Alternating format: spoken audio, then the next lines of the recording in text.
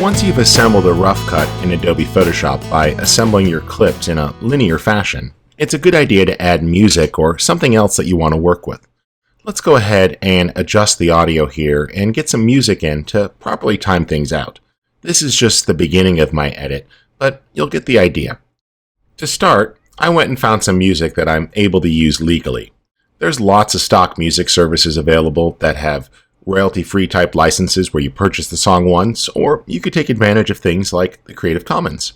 Here I went to dig.ccmixter.org and I typed in a search, and I told it to search for things that were free for commercial use.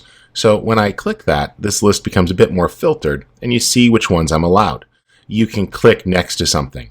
Now, if you're only posting this for your own usage and you're not going to use it to promote your business, you're just sharing something with the world, you might be able to take advantage of some of the non-commercial uses. But if you do make your living from photography or video, just be careful about using non-commercial samples. You can read more about Creative Commons on their site. I've already picked a file to download here. Let me just pull that down.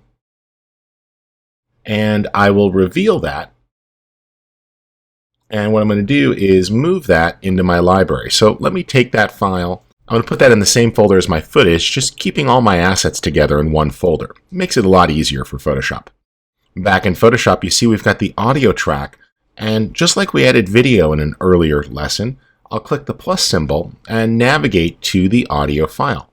Here I'm using a track called My Hometown. And it's a great song here, you can see, by Rob Walker Poet off of Creative Commons, and I'm going to open that up and add it in. Let's press the play button for a second. I'll turn the sound up on my computer so you can hear this.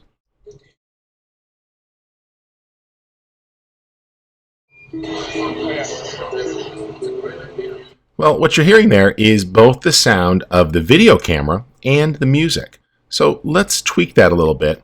And what I want to do is turn the sound down. I just click the triangle at the right edge there, and I could adjust the volume for the clip, and even do things like put a fade in if I'd like it to fade up more slowly. And all we're doing here is adjusting the volume of the actual clips in the timeline.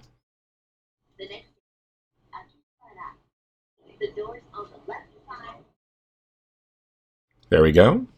And let's put a little fade on that clip so we have a fade in and a fade out slowly, so the volume is a bit more gentle. Now this next clip here, we'll take a listen to that. Just sounds like a rainy night in Tokyo, so that's fine. A little bit of street noise, we'll pull that down. And you see this is really pretty fast as you make your way through the clips. You can quickly adjust their volume and tell the story that you're looking to tell. Now, I'm pretty sure that all of these will benefit from being just a little bit lower as a starting point. We can go back and refine once we have the music in place.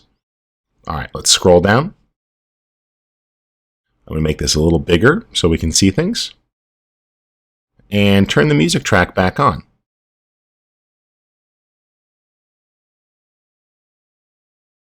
Well, the music has a slow fade up, so let's trim into that a bit. And we'll make it a little easier to work with. There we go. And now let's give that a shot. That's good. I want a little bit more at the front. I trimmed too much. Just about there.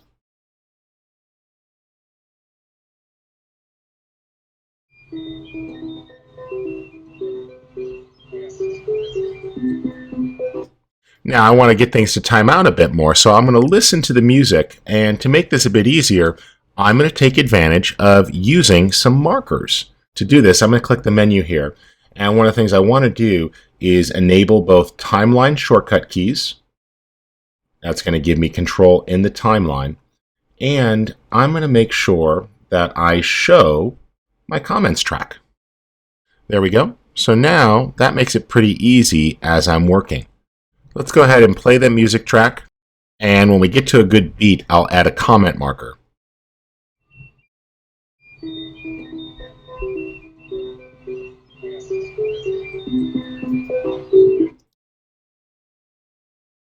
Right about there. And I just added a beat to make it a little bit easier to see where I want to edit to.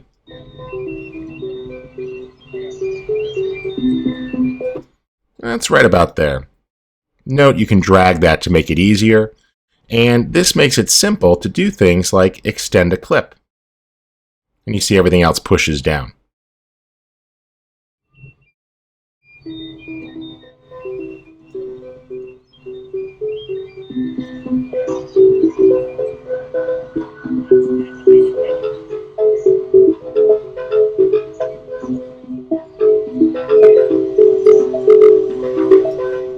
And I'm going to put a marker right about there. And as you're adding those markers, just click the little keyframe icon there. If you keep turning the stopwatch on and off, they'll keep resetting otherwise, but that's pretty easy. It's right there, and that makes it simple to navigate between them. There we go. And as we start to adjust those shots, you'll see everything ripples.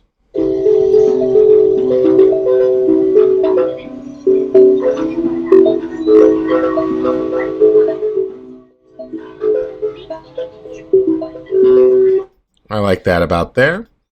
Let's ripple that up. And that's one advantage of using these trimming tools. You'll see that everything pulls in nicely.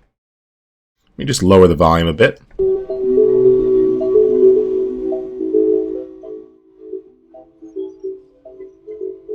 I like that. We'll pull that in there.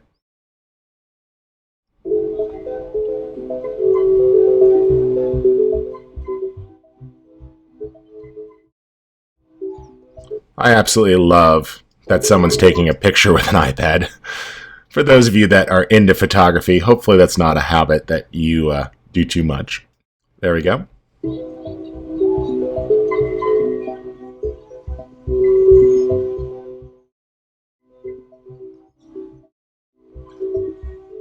Alright, so we're not done yet. We'll have some more shots in there, but we have created an initial edit that I'm pretty happy with as that times out to music. And as you saw, you can go ahead and adjust the individual volumes of clips to get the mix that you want by clicking that triangle button to the right of each clip. Now, that gives us a pretty good job here. We've got the initial sound, we've got the clips in an order. What we're going to do in our next lesson is take a look at adding transitions and titles.